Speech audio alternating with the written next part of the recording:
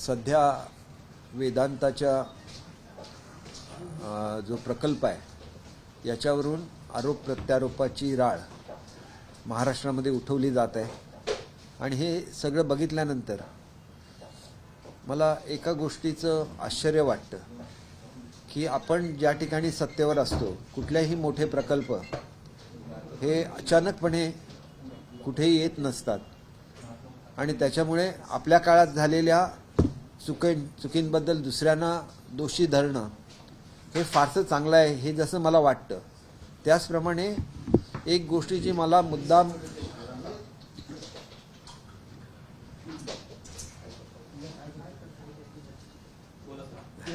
सुरू करू.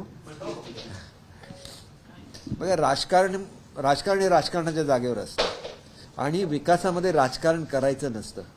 खरं तर महाराष्ट्र ही अशी भूमी आहे की प्रत्येक जो परदेशी गुंतवणूकदार येतो किंवा भारतातला मोठा गुंतवणूकदार असतो त्याचं पहिलं चॉईस हे मुंबई असतं. आणि मग कुठलीही फॅक्टरी जर एस्टॅब्लिश करायची असेल तर त्यासाठी अनेक परवानग्या लागतात, शासनाकडून वेगवेगळ्या सवलती लागतात आणि ही एक मोठी प्रक्रिया आहे. आणि ती प्रक्रिया झाल्यानंतर तो उद्योग समूह ठरवत असतो की त्यांना कुठे राहायचं आहे. आणि म्हणून मला असं वाटतं की अशा तऱ्हेचे आरोप करणं हे एकतर बालिश आहे. आणि जे लोक हे आरोप करतात त्यांना मला एवढंच सांगायचं आहे की तुमच्या काळामध्ये तुम्ही इन्व्हेस्टमेंटच्या संदर्भात किती सिरियस होता याचं चांगलं उदाहरण मला माहिती आहे. एक शिष्टमंडळ आलं होतं भारतामध्ये आणि त्यांना स्पेशली मुंबईला यायचं होतं, ज्याच्यामध्ये गल्फ कंट्रीजमधल्या रॉयल फॅमिलीचे मेंबर होते, जगातल्या सगळ्यात मोठ्या बँकांचे चेअरमन्स होते त्याच्यामध्ये आणि फार हाय लेवलचं असं हे मंत्रिमंडळ हे होतं, शिष्टमंडळ होतं. आणि मी त्यावेळेला आदरणीय मुख्यमंत्री, तत्कालीन मुख्यमंत्री महोदयांना विनंती केली की आपण त्यांना एक फक्त गुडविल म्हणून भेट दिली पाहिजे. बाकीच्या सगळ्या फॉर्मॅलिटीज डिपार्टमेंट करत असतात, परंतु ज्या माणसांना महाराष्ट्रामध्ये इन्व्हेस्टमेंट करायची आहे त्यांना त्या राज्याच्या प्रमुखाकडून रिस्पॉन्स पाहिजे असतो. आणि मला तुम्हाला सांगितलं तर आश्चर्य वाटेल, ही साधी भेटसुद्धा त्या शिष्टमंडळाला मिळाली नाही. ते दिल्लीवरून मला निरोप आलेला होता की ही भेट घडवावी म्हणून. आणि मला नंतर मुख्यमंत्र्यांचे जे सचिव आहेत त्यांनी असं सांगितलं की उद्योगमंत्र्यांच्याबरोबर त्यांची भेट घडवून आणा. मी खरं तर त्या शिष्टमंडळाला निरोप पाठवला की उद्योगमंत्र्यांना तुम्ही भेटा, मी तुमची भेट घडवून आणतो. त्यांनी त्याला चक्क नकार दिला. त्यांना हेड ऑफ द स्टेटला भेटायचं असतं. म्हणजे ही लाखो, काही हजारो कोटी रुपयाची गुंतवणूक केवळ मुख्यमंत्र्यांनी वेळ नाही मिळाला म्हणून आलेलं स्पेशल फ्लाईट हे दिल्लीवरून परत जातं. ही महाराष्ट्राची स्थिती ज्या ठिकाणी होती त्यांनी असे आरोप करणं हे खरं तर फार चुकीचं आहे. हल्ली मी फारसं बोलणं टाळतो, कारण विकासामध्ये आपण एंगेज झाल्यानंतर राजकारण फारसं करायचं नसतं. परंतु राजकारण करत असताना ते कुठल्या टोकाला जाऊन राजकारण करायचं यालासुद्धा मर्यादा असते. आणि म्हणून मला असं वाटतं की ज्यांना खरोखर महाराष्ट्राच्या आणि ज्या भूमीमध्ये असे राजकीय वाद होत असतात त्या यायला इन्व्हेस्टरसुद्धा कचरत असतात. आणि म्हणून खऱ्या अर्थाने तुम्हाला वाटतं ना की इथं उद्योग आले पाहिजे, इथल्या मराठी माणसाला नोकऱ्या मिळाल्या पाहिजे, तर तसं वातावरण महाराष्ट्रामध्ये निर्माण करा. आम्ही ते वातावरण निर्माण केलेलं आहे. अनेक आंतरराष्ट्रीय गुंतवणूक इथं येतील. तुमच्या काळात तुम्ही लोकांना कसं एंटरटेन करत होता याच्याबद्दल चांगली माहिती मला स्वतःला आहे, कारण मी हा घेतलेला अनुभव आहे. आणि त्या काळामध्ये मी शोधून काढेन, आता माझ्याकडे नाही आहे. मला अचानक विचारण्यात आले, ज्यावेळेला मी इथे येत होतो त्यावेळेला मी सांगितलं होतं की प्रेस कॉन्फरन्स घेईन. हो, तर मी ते पत्रसह शोधून काढेन ज्याच्यामध्ये मी लिहिलेलं होतं की ह्यांना भेट द्यावी. तुम्ही साधी भेट देऊ शकत नाही. हजारो कोटी रुपयाच्या गुंतवणुकीबद्दल तुम्हाला काळजी नाही आणि मग तुम्ही असे आरोप करता. तुमच्या कुटुंबातले सदस्य असे आरोप करतात. खरं तर मी कधीच बोलत नाही, परंतु हे काय चाललेलं आहे महाराष्ट्रामध्ये. आमच्यासारखी जी लोक जी तळमळून काम करतात महाराष्ट्रासाठी त्यांना हा प्रश्न पडतो की प्रत्येक गोष्टीत राजकारण हवं का? आणि तुम्हाला खरोखर महाराष्ट्राचं हित पाहिजे का? तुम्हाला खरोखर मराठी माणसाचं हित पाहिजे का? हे सगळे प्रश्न आमच्यासारख्या सर्वसामान्य लोकांच्या समोर येतात. परंतु ज्या लोकांना राजकारणापुढे ज्यांचं दुसरं उद्दिष्ट नाही तेच असे वाद निर्माण करू शकतात महाराष्ट्रामध्ये. आणि त्याच्यामुळे एका फुग्यापेक्षा मोठा फुगा द्यायचा वगैरे अशा स्वरूपाची जी वक्तव्य आहेत तर पवारसाहेबांनी केलेले, त्याच्यामुळे त्याच्याबद्दल मी काय बोलणार नाही, की त्यांच्याबद्दल मला नितांत आदर आहे. परंतु त्यांनी महाराष्ट्राच्या विकासामध्ये त्यांची महत्त्वाची भूमिका राहिलेली आहे. आज या सरकारला सुद्धा त्यांनी मार्गदर्शन केलं पाहिजे की कशा रीतीने मोठे मोठे उद्योग महाराष्ट्रामध्ये आणावं. आम्ही एक ज्येष्ठ नेते म्हणून त्यांच्याकडे बघतो. एक महाराष्ट्रामधलं जसं भीष्माचार्य जसे असतात तसे ते आमच्यासाठी आहेत. आणि म्हणून त्यांच्याकडून तर, आणि मी त्यांच्यावर काम केलेलं आहे अत्यंत पॉझिटिव्ह अशी त्यांची ॲटिट्यूड असते आणि त्यांची ॲटिट्यूड बदलण्यामध्ये सुद्धा जर हे स्थानिक लोक यशस्वी झालेले असेल तर त्याच्यासारखं महाराष्ट्राचं दुसरं दुर्दैव नाही असं मी स्वतः समजतो. आणि म्हणून आम्ही जे करू ते आम्ही करून दाखवू. अशा वादविवादामध्ये पडायची आमची इच्छा नाही. महाराष्ट्र किती बॅकफूटवर गेलेला आहे हे सर्व लोकांना माहिती आहे. इंडस्ट्रीमधल्या कुठल्याही माणसाला जाऊन विचारा. आज खरी गरज आहे ती महाराष्ट्राला पूर्वपदावर नेण्यासाठी. महाराष्ट्र ज्या उंचीवर होता त्या उंचीवर महाराष्ट्राला परत न्यायला लागेल. महाराष्ट्राची जी ग्लोरी आपण ज्याला म्हणतो की महाराष्ट्राचं जे गतवैभव आहे ते पुन्हा महाराष्ट्राला प्राप्त करून द्यायला लागेल. आणि त्यासाठी जे जे इन्फ्रास्ट्रक्चर तयार झालेलं आहे ते केवळ आमचं ज्यावेळेला 5 वर्षाचं सरकार होतं सेना भाजप युतीचं त्यावेळेला तयार झालेलं हे सगळं इन्फ्रास्ट्रक्चर आहे. आणि ते इन्फ्रास्ट्रक्चर आहे म्हणून या ठिकाणी गुंतवणुका येतील असं माझं ठाम मत आहे. आणि त्यांनी जर 15 वर्षामध्ये कुठलं इन्फ्रास्ट्रक्चर उभं केलं की ज्याच्या योगे महाराष्ट्रामध्ये इंडस्ट्रीज येऊ शकतात तर त्यांनी त्याची यादी जाहीर करावी. नाहीतर आम्ही आमच्या 5 वर्षामध्ये सेना भाजप युतीने काय केलं याची यादी जाहीर करून दाखवू. सर, तुम्ही आता म्हणालात की मुख्यमंत्री भेटले नाहीत तर हेच मेन कारण असेल. तर 26 जुलैला जी बैठक झाली त्यामध्ये राज्याचे मुख्यमंत्री आणि उपमुख्यमंत्री भेटले होते त्यावेळेस यशस्वी सुद्धा चर्चा झाली होती. तरी हा उद्योग मग गुजरातला का गेला? नाही, मुख्यमंत्री बघा आपण एक गोष्ट लक्षात घ्या. त्यांच्या प्रकल्पाबद्दल मी बोलत नाही. इन्व्हेस्टमेंट आणण्याबद्दल मागचं सरकार किती जागरूक होतं की त्याच्यामध्ये असलेले उपमुख्यमंत्री आज बोलतात, मुख्यमंत्री साहेबांचे चिरंजीव आज बोलत आहेत. तुम्हाला ज्याला हजारो काही लाख कोटीची गुंतवणूक करण्यासाठी गुंतवणूकदार येतात परदेशातून त्याच्यामध्ये जगातले सगळ्यात मोठे बँकर्स असतात आणि त्यावेळेला तुम्ही त्यांना साधी भेटसुद्धा देत नाही. बाकीच्या गोष्टी बाजूलाच राहिल्या आणि मग ती गुंतवणूक जाते. म्हणजे किती सिरियस आहेत बघा गुंतवणुकीबद्दल आणि लोकांच्या नोकऱ्यांच्याबद्दल. आणि हे प्रसंग मी स्वतः अनुभवलेला आहे. मी कुठल्या आजपर्यंत तुम्हाला जे टी व्हीवर सांगितलं त्याच्यातले एकही गोष्ट खोटी नाही. हे मी स्वतः अनुभवलेलं आहे. आणि मुख्यमंत्र्यांच्या प्रायव्हेट सेक्रेटरीने मला सांगितलं की तुम्हाला सांगितलं की उद्योगमंत्र्यांची भेट घालून द्या. एवढ्या मोठ्या कंट्रीमधले हेड्स हे उद्योगमंत्र्यांना भेटायला काय येणार आहेत हा प्रश्न आहे. ते हाय लेवल डेलिगेशन होतं. त्यांना फक्त राज्याच्या प्रमुखांना भेटायचं होतं आणि तुम्हाला त्यांना भेटायला वेळ नसेल तर मग तुम्ही गुंतवणुका काय हे करणार. बघा प्रत्येक आलेला गुंतवणूकदार आमच्याच राज्यात गुंतवणूक करेल असं नाही. पण त्यांना आमच्या काळामध्ये कोणी निग्लेक्ट केलं का? तसं असेल तर तुम्ही दाखवून द्या.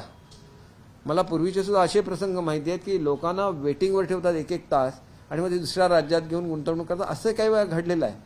परंतु इथं मुद्दाम असं काही घडलंय का? त्यांना भेटी नाही दिल्या का? किंवा त्यांना आवश्यक गेल्या 1 महिन्यामध्ये साधारण हे म्हणजे उदय सामंतजींकडे सुद्धा उद्योग खाते येऊन साधारण 1 महिना झाला असेल. या पिरियडमध्ये कोणी आलं होतं का? ज्यांना निग्लेक्ट केलं होतं का?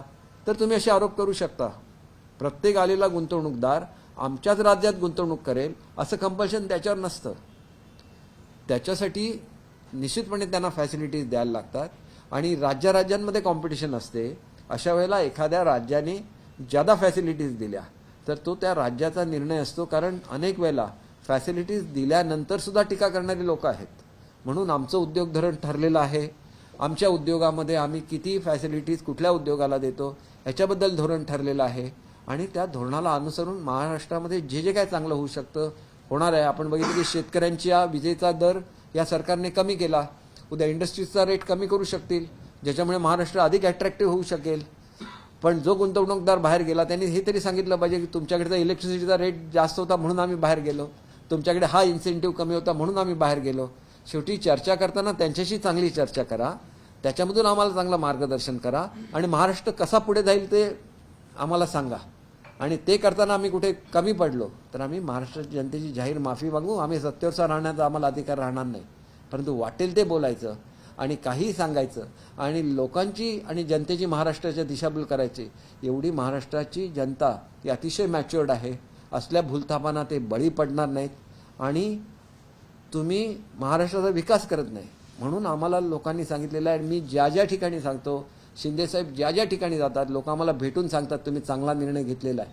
आता महाराष्ट्र प्रगती करेल आणि महाराष्ट्र खऱ्या अर्थाने प्रगती करेल. आणि म्हणून असले राजकीय वेगवेगळ्या तऱ्हेच्या अफवा उठवून की त्याच्यामधून वादविवाद करून महाराष्ट्रामध्ये इन्व्हेस्टमेंट येणार नाही. त्याच्यासाठी आपण सगळ्यांनी मिळून एकत्र काम करूया, एवढंच मला सांगायचं आहे. पण नेमका काँग्रेसने जो आरोप केलेला आहे त्याच्यामध्ये हाच मुद्दा आहे की हाय पॉवर कमिटीची जी बैठक झाली 15 जुलैला 60,000 कोटींची कॅपिटल सबसिडी देण्यात येणार होती या प्रकल्पासाठी. वीज जर सवलत असेल, स्टॅम्प ड्युटी असेल, तर वेगवेगळ्या सुविधा त्यासाठी देण्यात आल्या होत्या आणि त्याच धर्तीवरती कुठेतरी मुख्यमंत्र्यांनी दावा केला होता. मग अचानक प्रकल्प गुजरातला वळता होतो. काँग्रेसचा हा आरोप आहे की हे सरकार बसवण्यामध्ये जो पैसा खर्च झाला आहे त्याचं रिटर्न गिफ्ट म्हणून हे दिलेलं आहे का? आणि गुजरातनं त्याचं पॅकेज जाहीर लोकं- केलं नाही. महाराष्ट्राचं पॅकेज समोर आहे. हे बघा, हे नेहमी बोलण्याचे पद्धती असतात. असं बोललं की कोणाला तरी खरं वाटेल. आता ते खोके, अमुक, ओके सगळं चालूच असतं ना. लोकांना सगळं खरं काय आणि खोटं काय. शेवटी आम्हाला राज्याच्या हिताचा विचार 100% आहे. आम्ही कुठेही कमी पडलेलो नाही. आणि कॉम्पिटिशन, आमच्याशी गुजरातने कॉम्पिटिशन करू नये का, आमच्याशी कर्नाटकने कॉम्पिटिशन करू नये का, आमच्याशी आंध्र प्रदेशने कॉम्पिटिशन करू नये का, हे आम्ही सांगितलं का गुजरातमध्ये न्या म्हणून? कशाच्या बेसिसवर म्हणता? म्हणजे केवढा पोरकटपणाचा हा सवाल आहे की तुम्ही म्हणता की गुजरातला गिफ्ट दिली म्हणजे आम्ही सांगणार तिथं ते जाणार आहेत का इंडस्ट्री? आम्हाला वाटतं की आमच्याकडे यावं. असं असताना ते ज्यार्थी गुजरातला गेले त्यांनी आमच्यापेक्षा चांगलं पॅकेज दिलं असावं. ते तुम्ही त्या इन्व्हेस्टरला विचारा का गेलं ते. आम्ही अजिबात जायला सांगितलेलं नाही आणि ते जाऊ नये म्हणून अजून काय करायचं असेल तुम्ही सांगा. आज आमची ती करायची तयारी आहे. तर शरद पवार म्हणतात की ठाकरे सरकारच्याच मंत्रिमंडळात मंत्री असलेले लोक आता अशा पद्धतीनं म्हणतात की त्यामुळे जो हा प्रकल्प झाला त्यावेळेस त्या सरकारने चुकीचं केलं. तर हे काही शानपणाचं लक्षण नाहीये. मुख्यमंत्र्यांकडे इशारा आहे. हे बघा, असं आहे की मुख्यमंत्री ना कधी उद्योग डिपार्टमेंटचे मंत्री होते ना उदय सामंत उद्योग खात्याचे मंत्री होते. हे जे खातं आहे हे आदरणीय देसाई साहेबांकडे होतं आणि जर देसाई साहेब मंत्री असतील तर त्यांच्या मंत्रिमंडळाचे निर्णय, त्यांच्या खात्याचे निर्णय हे ते स्वतः घेत असतात. असं म्हणण्याचं कारण काय हे मला तरी समजलं पाहिजे ना. मी ज्याला प्रवक्ता म्हणून उत्तर देतो त्याला मला सुद्धा त्याच्यामधलं कारण समजलं पाहिजे. केवळ ते जर MSSRDCचे मंत्री असतील शिंदे साहेब तर ते उद्योगाच्या बाबतीत कसं बोलू शकतात? प्रत्येकजण आपलं खातं हे इंडिपेंडेंटली सांभाळत असतं. फार तर मुख्यमंत्री आणि उद्योगमंत्री हे भेटत असतात. आणि जी हाय पॉवर कमिटी महाराष्ट्रामध्ये आहे, मी स्वतः अर्थ खात्यामध्ये काम केलेलं आहे. प्रत्येक हाय पॉवर कमिटीच्या मीटिंग मी अटेंड केलेल्या आहेत. कारण अर्थ खात्याचे मंत्री, अर्थ खात्याचे राज्यमंत्री, मुख्यमंत्री, उद्योग खात्याचे मंत्री आणि उद्योग खात्याचे राज्यमंत्री आणि उरलेले सगळे सचिव असतात. हीच हाय पॉवर कमिटी आहे जी इंडस्ट्रीला क्लिअरन्स देते. मग ते क्लिअरन्स देत असताना याच्यामधला कुठलाही मंत्री त्याच्यामध्ये नाहीच आहे. तुम्हाला दाखवा एकनाथ शिंदेकडे आहे का अर्थ खाता आहे का? नाही आहे. मग ते त्या मिटिंगला काय येतील? उदय सामंतांच्याकडे इंडस्ट्री किंवा फायनान्स आहे, दोनापैकी एक खातं आहे का? नाही आहे. पवारसाहेब हे फार मॅच्युअर्ड पॉलिटिशियन आहेत. त्यांना ह्या सगळ्या गोष्टीची माहिती आहे. तरी पण पवारसाहेब म्हणतील ते खरं असणार अशी महाराष्ट्राची जनता गृहीत धरते. असं असेल तर त्यांनी जाहीर करावं की हाय पॉवर कमिटीमध्ये हे मेंबर असतात का म्हणून. आम्ही तुम्हाला सांगतो हाय पॉवर कमिटीचा मी स्वतः मेंबर होतो 5 वर्ष, कारण मी फायनान्सचा राज्यमंत्री होतो. आम्ही सगळ्या मिटिंग अटेंड केलेल्या आहेत. तिथं एखादी हां बोला. महाराष्ट्राचं राजकीय वजन कमी पडलं का? आणि आज राजकीयाला राजकीय वचनाचं पण स्पष्टीकरण द्यावं लागतंय. असं नॉर्मली उद्योगपती एक्सप्लेनेशन देत नाही ट्विटरवरती. त्यात पॉलिटिकल हस्तक्षेप आहे त्यामुळे ते एक्सप्लेनेशन देत नाही. असं बिलकुल नाही. बघा, मी तुम्हाला असं सांगतो की त्यांना ज्यावेळेला असं सांगावंसं वाटतं त्या अर्थी महाराष्ट्राने त्यांना चांगली ट्रीटमेंट दिलेली आहे आणि महाराष्ट्राने चांगली ट्रीटमेंट देऊन सुद्धा आपण बाहेर जातोय ही जर खंत त्यांच्या मनामध्ये असतील, कारण स्वतः ते मुंबईमध्ये राहतात. शेवटी एक गोष्ट लक्षात घेतली पाहिजे, मुंबईमधला जो मनुष्य राहतो किंवा जो उद्योगपती मुंबईमध्ये राहतो त्याचा पहिला चॉईस महाराष्ट्रच असतो. आणि शेवटी ते इंडस्ट्री आहे, त्याला जर अधिकच्या सवलती दिल्या तर ते आधी कधी आपल्या इंडस्ट्रीचं हित बघणार. त्याच्यामुळे तरी त्यांना वाटलं असेल, गिल्टी वाटलं असेल की मी महाराष्ट्रामध्ये राहतो, माझं फॉर्च्यून महाराष्ट्रामध्ये झालेलं आहे आणि तरी मी महाराष्ट्राच्या बाहेर गेलो म्हणून मला अधिकचं काहीतरी महाराष्ट्राला द्यायचं आहे. तर त्याला लॉलीपॉप किंवा त्याला मोठा फुगा म्हणत नाहीत.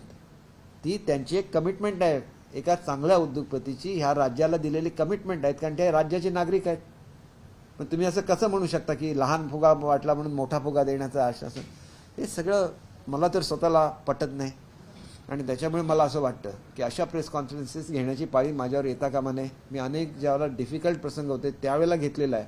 पण आता मला खरोखर खात्री झाली की कुठेतरी महाराष्ट्राच्या जनतेची दिशाभूल करण्याचा प्रयत्न चाललेला आहे. आणि जे लोक गल्लेबोळी फिरत आहेत आणि वेगवेगळं काहीतरी बोलत होते त्यांना आता कधीतरी वाटायला लागलं की गद्दार शब्दातला हे संपला, खोके शब्दातला इंटरेस्ट संपलेला आहे आणि मग काहीतरी एखादा इश्यू घ्यायचा आणि त्याच्यावरून वातावरण भडकावायचं, याच्या पलीकडे त्यांनी महाराष्ट्रामध्ये काहीही काम केलेलं नाही आहे. आणि ही वस्तुस्थिती आहे. आणि म्हणून असे जे लोक असतात जे 2.5 वर्षामध्ये काही करू शकले नाही, साधं लोकांना भेटू शकले नाहीत, ते आज रस्त्यावर उतरून हे सगळे इश्यूज आणतायत. एक इंडस्ट्री गेली तर अशा 10 इंडस्ट्री आणण्याची महाराष्ट्रामध्ये धमक आहे. आम्ही ते आणून दाखवू. अग्रवालांबरोबर संवाद पुन्हा सुरू झालाय का? म्हणजे की त्यांनी ज्या पद्धतीनं आता गुजरातला जाण्याचा निर्णय घेतलाय, आता तुम्ही म्हणालात की इथलं पॅकेज तर माहिती आहे, गुजरातने चांगलं पॅकेज दिलं असावं, मग त्याच्यावर पुनर्विलोकन करण्यासाठी पुन्हा संवाद केलाय का त्यांच्याशी महाराष्ट्रात परत यावं? हा संवाद उद्योगमंत्र्यांनी करायचा असतो. उद्योगमंत्री हे स्वतः प्रेस कॉन्फरन्स घेणार आहेत आणि त्यांच्या स्तरावर काय झालं हे त्याची माहिती देणार आहेत. मी तुम्हाला जनरल प्रेस कॉन्फरन्स अशासाठी घेतली की राजकारण कुठेपर्यंत आणायचं आणि राज्याच्या प्रगतीमध्ये राजकारण आणायचं की नाही याचा विचार प्रत्येकाने केला पाहिजे. ज्या राज्यामध्ये अशा तऱ्हेचं राजकारण चालतं त्याच्यामध्ये इंडस्ट्रीज इन्व्हेस्टमेंट करत नाही, ही वस्तुस्थिती आहे जगभरातली. आणि म्हणून आपण एक स्थिर सरकार दिलेलं आहे. इन्व्हेस्टमेंट खूप येतील आणि आम्ही मुख्यमंत्री त्याच्यासाठी विशेष प्रयत्नसुद्धा करतील, उपमुख्यमंत्री करतील, सगळेच करतील.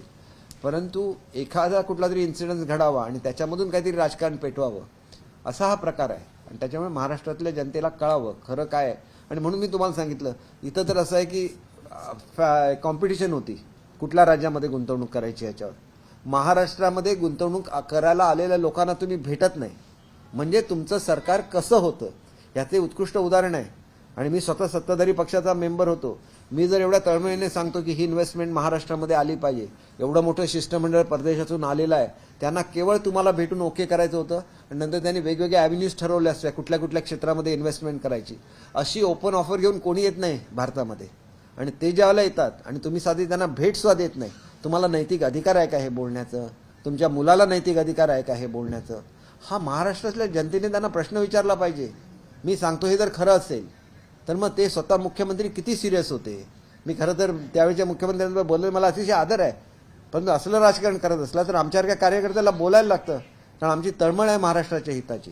ते पत्र तुम्ही खुलं करणार का जे मुख्यमंत्री? आता मला ते पत्र शोधायला लागेल, परंतु मी त्या लोकांना निश्चितपणे जे आलेले होते त्यांना घेऊन, म्हणजे ते स्कॉटलंडचे होते उद्योगपती, ते जे त्या लोकांना घेऊन आले होते ते जर भारतामध्ये आले, मी 100% त्यांना तुमच्यासमोर आणेन. आणि त्यांनी स्पष्ट शब्दात नकार दिला उद्योगमंत्र्यांना भेटायला. आणि ते सो हाय लेवल डेलिगेशन होतं, त्यांना राज्याच्या प्रमुखाला भेटायचं होतं. तुम्ही एवढ्या निष्काळजीपणे हजारो कोटी रुपयाची गुंतवणूक घालवता राज्यामध्ये येणारी, आणि तुम्ही एखादी कॉम्पिटिशनमध्ये एखादी इंडस्ट्री बाहेर गेली की त्याचा इश्यू करणार. कुठलं राजकारण आहे हे? आणि कसली प्रगती, कसला विकास आहे हा, त्याचा विचार झाला पाहिजे. सर्वोच्च न्यायालयातील वादावरती शरद पवारांनी एक स्टेटमेंट केलेलं आहे की ज्या प्रकारे निकाल लांबणीवर जातोय, तारखावर तारखा पडतायत, 2-2.5 वर्ष तरी निकाल लागणार नाही असं वाटू लागलं इथे, असं ते म्हणाले. नाही, हे बघा, ते एक मॅच्युअर्ड पॉलिटिशियन आहेत. मी ज्याप्रमाणे उद्धव साहेबांवर बोलत नाही तसं मी पवार साहेबांबरोबर सुद्धा बोलणार नाही असं सांगितलेलं आहे. खरं तर कोर्टाबद्दल कोणीही काही कॉमेंट्स करू नये, हे एक पद्धत असते. अशा परिस्थितीमध्ये त्यांनी असं म्हणणं, हे ते ज्येष्ठ आहेत त्याच्यामुळे ते बोललेले असले तरी माझं जनरलच मला असं वाटतं की कोर्टामध्ये एखादं प्रकरण चालू असताना त्याच्यावर कोणीही कॉमेंट न करणं हे आजपर्यंत पाळलं गेलेलं आहे महाराष्ट्रामध्ये, आणि सगळ्यांनीच ते पाळावं. आणि आपल्याला माहिती असेल की ज्या निकालाबद्दल आपण बोलतो, सिमिलर एक निकाल झालेला होता सुप्रीम कोर्टामध्ये, ती केस 7 वर्ष चालू होती, आपल्याला सुद्धा माहिती आहे. 7 वर्ष कारण काय आहे, ते घटनापीठ आहे, त्याच्यामध्ये अनेक गोष्टींवर खल होतो आणि त्यावेळेला जो निर्णय होतो त्याच्यामधून लोकशाही मजबूत होते. त्याच्यामुळे हा एखादा निकाल किंवा ही एखादी केस एखाद्या राज्याबद्दल मर्यादित नसते, तर त्याचा परिणाम हा संपूर्ण देशावर होत असतो. त्यामुळे अत्यंत काळजीपूर्वक हे सगळं केलं जातं आणि हे करत असताना त्याचे निश्चितपणे चांगले परिणाम हे लोकशाही मजबूत होण्यामध्ये होत असतात. Okay sir. थँक्यू, सर आभारी. अभी मैं शॉर्ट में बोलता हूँ, सब लोगों को आजकल मराठी समझती है. और हमने ये किया है कि कंपलसरी मराठी किया है, 50 मार्क्स का सब्जेक्ट. आपने कहा कि पिछले सरकार जो है वो तवज्जो नहीं देती थी, मुख्यमंत्री मिल नहीं पाते थे, क्या यही कारण है कि ये प्रोजेक्ट जो है बाहर चले गए? नहीं, ये प्रोजेक्ट की मैं बात नहीं कर रहा हूँ. एक हाई लेवल डेलीगेशन आया था इंडिया में, जिसमें जो गल्फ कंट्रीज के रॉयल फैमिलीज है वो और top bankers of the world वो उसमें शामिल थे, और उनको खाली हेड ऑफ द स्टेट को मिलना था. तो मैंने रिक्वेस्ट की थी आप खाली एक हेड ऑफ द स्टेट उनको करके मिले, उनको आप एश्योर कर दे कि आप उनको पूरा सहयोग देंगे, तो बहुत सारी इन्वेस्टमेंट डिफरेंट सेक्टर में, केवल एक सेक्टर में नहीं, केवल इंडस्ट्रीज में नहीं, हर एक सेक्टर में इन्वेस्टमेंट आ सकती थी, क्योंकि उनको महाराष्ट्र आना था। लेकिन महाराष्ट्र के मुख्यमंत्री महोदय के पास इतना समय भी नहीं था कि वो उनको मिले। उनके पीएस ने मुझे बोल दिया कि उनको बोलिए कि उद्योग मंत्री से मिले। इतना हाई लेवल डेलीगेशन कभी उद्योग मंत्री से मिलने नहीं आता है इतनी दूर से। वो लोग दिल्ली से वापस चले गए। तो इसीलिए मुझे महाराष्ट्र की जनता को बोलना है कि ऐसे लोग जो इतने बेफिक्र है महाराष्ट्र में आने वाले इन्वेस्टमेंट के बारे में, अगर एक प्रोजेक्ट बाहर जाता है कंपटीशन की वजह से, तो उसका ही वो पॉलिटिक्स बना रहे हैं, तो वो कितने सीरियस थे महाराष्ट्र में आने वाले इन्वेस्टमेंट के बारे में, इसका एक एग्जाम्पल है। और इनके बारे में सोचना चाहिए कि लोगों को एक भगवान का शुक्रिया अदा करना चाहिए कि ऐसे वाले लोग चले गए जो इन्वेस्टर को मिलते भी नहीं थे, और वही लोग जाके आज रास्ते पे घूम रहे हैं, बोल रहे हैं कि इन्वेस्टमेंट बाहर जा रही है। जो खुद इन्वेस्टमेंट के लिए एक उनको कितना समय निकालना था, ज़्यादा से ज़्यादा आधा घंटा, बट ये बहुत हाई लेवल डेलीगेशन था। और मैं खुद इसका गवाह हूँ। मैंने खुद डेट मांगी थी उनकी इस मीटिंग के लिए, और उनके पीएस ने मुझे बोला था आप उद्योग मंत्री से मिलिए, उन्होंने रिफ्यूज़ कर दिया। तो ये स्थिति थी उस गवर्नमेंट की। और ये ऐसा गवर्नमेंट है कि ये गवर्नमेंट पॉजिटिव है। आज जितना भी इंफ्रास्ट्रक्चर महाराष्ट्र में बना है, शिवसेना भाजपा के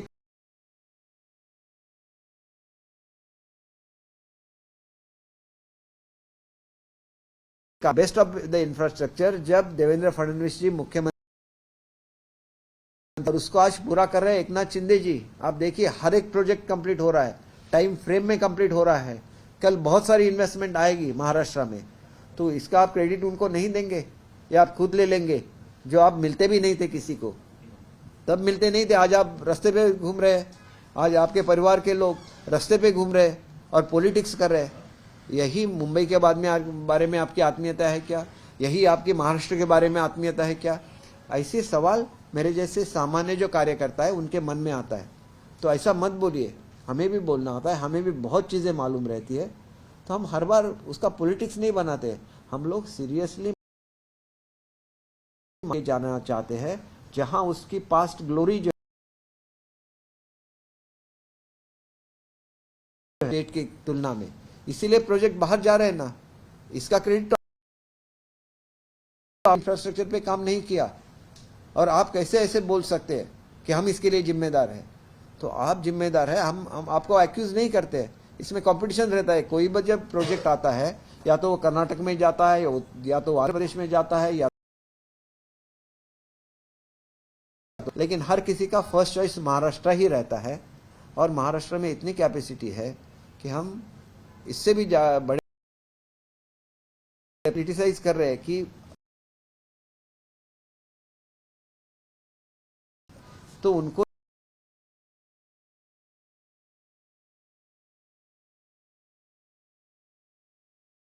मुझे कुछ करना है, इसीलिए उन्होंने वो स्टेटमेंट दिया है ना। तो हमने उनको बोला है कि ये स्टेटमेंट दे दे। ये अटैचमेंट है महाराष्ट्र का, हर उद्योगपति का महाराष्ट्र की तरफ। तो मुझे ऐसे लगता है इसको कॉम्पेंसेट होना ही होना है, और आगे चल के कुछ कर उद्योग मंत्री करेंगे। दसरा मेळावा कुठं होणार, नेमका BTC वरून होणार आहे की शिवसेनेवरून काही ठरलंय? माहिती आहे की बाळासाहेबांचे विचार घेऊन शिंदे साहेबांनी एक मोठा लढा उभा केला महाराष्ट्रामध्ये। बाळासाहेबांच्या ज्या प्रथा परंपरा ज्या बाळासाहेबांनी सुरू केल्या, त्या सुद्धा तशाच चालू ठेवण्याचं खऱ्या अर्थाने काम कोण करणार असेल तर ते शिंदे साहेब करू शकतात, आणि त्यांना तो नैतिक अधिकार आहे। काँग्रेस आणि राष्ट्रवादी बरोबर जाणाऱ्या लोकांना दसरा मेळावा घेण्याचा अधिकार आहे की नाही हे मला माहिती नाही, ते लोकांनी ठरवावं। आणि उद्या जर घेतला तसा मेळावा तर काँग्रेस आणि राष्ट्रवादी त्यांच्या स्टेजवर जाणार आहे का, त्याचा निर्णय स्वतः त्यांनी घेतला पाहिजे ना। वेगवेगळ्या विचारसरणीचे लोक केवळ सत्तेसाठी ज्यावेळेला एकत्र येतात त्यावेळेला जनता स्वतः त्याचा विचार करत असते, आणि बाळासाहेबांनी हे घडायला दिलं असतं का, हा सुद्धा प्रश्न आहेच की काँग्रेस आणि राष्ट्रवादीला बरोबर घेऊन दसरा मेळावा होतो का? मग आज त्यांना सोडा आणि उद्या दसरा मेळावा करा। Thank you sir. एक सवाल आहे, आपण एज्युकेशन मंत्री आहे, सर्वे कराने का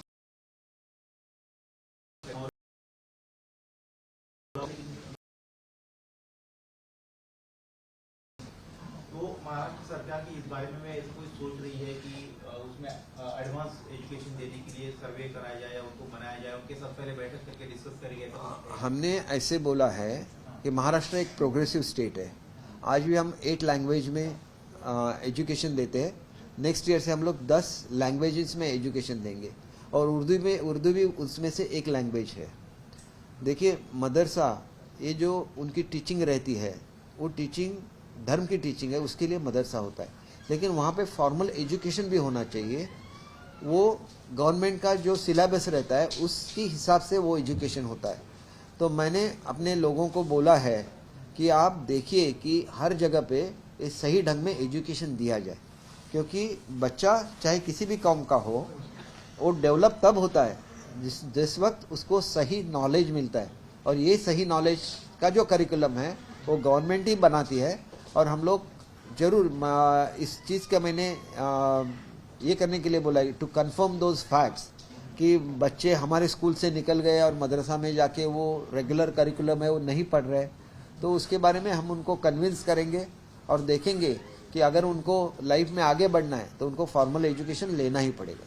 तो मतलब क्या आपके अधिकारी है वो मतलब एक तरह से सर्वे कर रहे हैं कि मुजफ्फरपुर में क्या पड़ा है? नहीं, ये तो एक न्यूज़ आया था, हाँ। हकीकत है या नहीं मुझे मालूम नहीं है, लेकिन मैंने तुरंत ही मैसेज दिया था कि आप इसको कंफर्म कीजिए और किसी वजह से अगर बच्चे स्कूल में नहीं आ रहे हैं तो उनको आना चाहिए स्कूल में।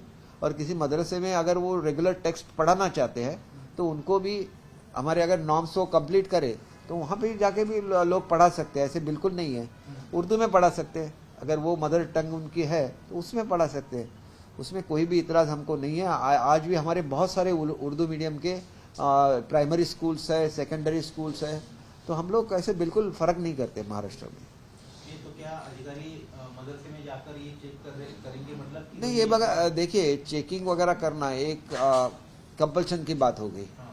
आपको लोगों का मन जीतना चाहिए, उनको कन्विंस करना चाहिए। जैसे आपने बोला कि यूपी में उनको कन्विंस किया, तो हम भी कन्विंस कर सकते हैं। हमारे पास उनसे बड़ी यंत्रणा है यहाँ पे। कि मतलब क्या क्या एडवांस मुझे तो पता कि ये सब्जेक्ट उनको पढ़ाए जा रहे हैं। हाँ, वो सब्जेक्ट उनको पढ़ाना ही चाहिए अगर उन्होंने परमिशन ली है तो। देखिए, 2 तरह के मदरसे रहते हैं। परमिशन ली है तो उनको हम लोग सब बुक्स फ्री देते हैं। हमारा जो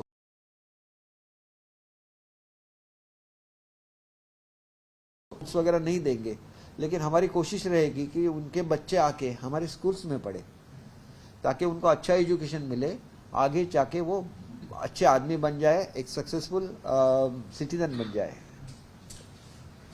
सर, अजित पवार यांनी आरोप केला आहे, त्यांचं म्हणणं आहे की पंधरवडा आहे म्हणून अनेक मंत्र्यांनी अजून त्यांचा कुठेतरी असा अंतर्गतेच्या विळख्यात मंत्रालय सापडलेलं आहे आणि लोकांचं हाल होत आहे.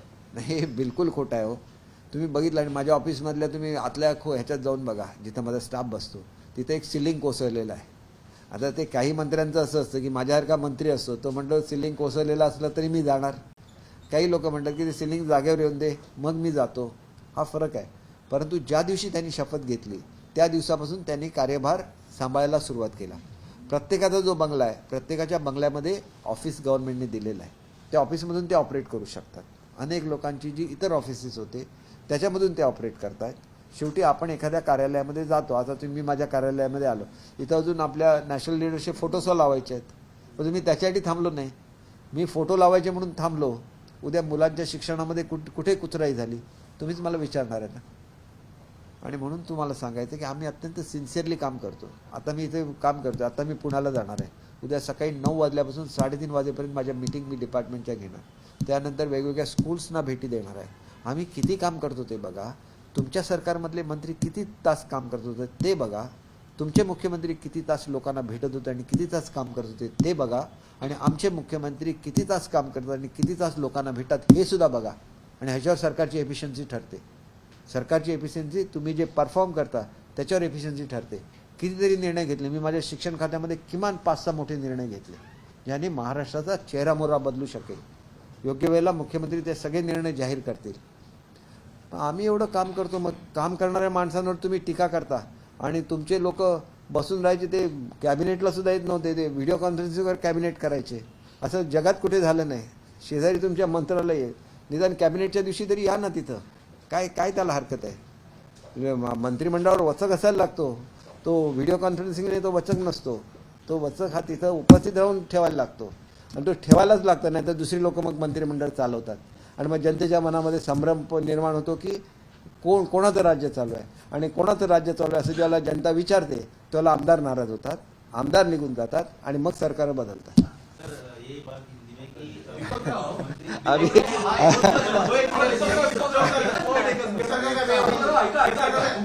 एक चांगला मुद्दा उपस्थित केला. बसा एक मिनिट. तुम्ही मला गुंतवू नका कसं आहे. तुम्ही हसून बोललात ना की चांगले चांगले तुम्हाला पागळतात. विषय एकच आहे. तुम्ही आता बोलला की मंत्रिमंडळात वचक असावा लागतो. मुख्यमंत्र्यांचं वचक, बरं मंत्रिमंडळात वचक कोणाचा होता हो गेल्या सरकारचा? हे बघा, वचक ज्यांचा होता ना त्याच्यामुळे लोक नाराज झाले, आमदार नाराज झाले आणि ते निघून गेले. कुठलं नाही. आता मी कशाला सांगायला, जे तिथं व्हिडिओ कॉन्फरन्सिंग नाही करणार आणि प्रत्यक्ष जे उपस्थित राहणार लोक त्यांनाच प्रश्न विचारणार ना. आम्हाला टीव्हीवर बोलायची सवय नसते भारतीय लोकांना, त्यांना प्रत्यक्ष माणसाशी बोलायची सवय असते. आणि ते जे नातं आहे, वचक कोणाचा होता? वचक कोणाचं होतं ते आता त्यांना सपोर्ट करतायत ना. हे झालं, आता कुठला महिना चालू आहे त्याच्यामुळे हे केलं. हे कोण बोलतात तुम्हाला माहिती आहे ना. माझ्यातून नावं कशाला बदलतात?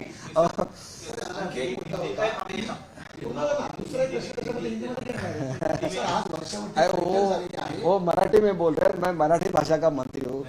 मुझे तो उनका देना ही पड़ेगा, नहीं तो सीएम बोले कि आपका डिपार्टमेंट चेंज कर दे. आज केंद्रीय मंत्री नारायण राणे यांनी भेट घेतली मुख्यमंत्र्यांची सकाळी वर्षा बंगल्यावर. अशी चर्चा सुरू आहे की मुख्यमंत्री, उपमुख्यमंत्री आणि स्वतः नारायण राणे हे 3 मंत्री पंतप्रधानांची भेट घेणार आहेत. कितपत सत्य आहे? हे बघा, ते सुद्धा उद्योग खात्याचे मंत्री आहेत आणि एका विशिष्ट मर्यादे पुढचे म्हणजे जवळजवळ 75% जास्त इंडस्ट्रीज ह्या त्यांच्या अखत्यारीमध्ये येतात.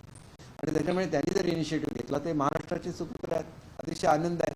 आणि त्याच्यामुळे जर फरक पडला तर will be more than happy. आम्हाला अतिशय आनंद होईल. म्हणून आपल्याला सांगतो की असं घडलंच पाहिजे हो. ते जसे एकत्र आले, त्यांच्याबरोबर पवारसाहेब असते, आम्हाला आणि आनंद झाला असता. त्यांचं मार्गदर्शन मिळालं असतं, आम्हाला आणि आनंद झाला असता. मी हेच सांगतोय की पवारसाहेब एवढे पॉझिटिव्ह लीडर आहेत, त्यांच्या बाबतीत माझी वेगळ्या अपेक्षा आहेत. मी त्यांच्या हाताखाली काम केलेलं आहे, मी त्यांना मानतो. त्यामुळे माझी अपेक्षा होती की असं काय होत असेल तर पवारसाहेब पंतप्रधान स्वतः म्हटलं की अनेक प्रसंगामध्ये आम्ही त्यांचा ॲडवाईस घेतो. इथं तुम्ही मुंबईत आहे, ॲडवाईस द्यायला या ना शिंदे साहेबांना. तुम्ही सुरुवातीलाच त्यांचं पहिल्याच दिवशी कौतुक केलेलं आहे. तुमचं मार्गदर्शन मिळावं आणि तुमच्या मार्गदर्शनाखाली आम्ही महाराष्ट्राचं आणि काम जास्त जोरमाने करू. एबीपी माझा, उघडा डोळे बघा नीट.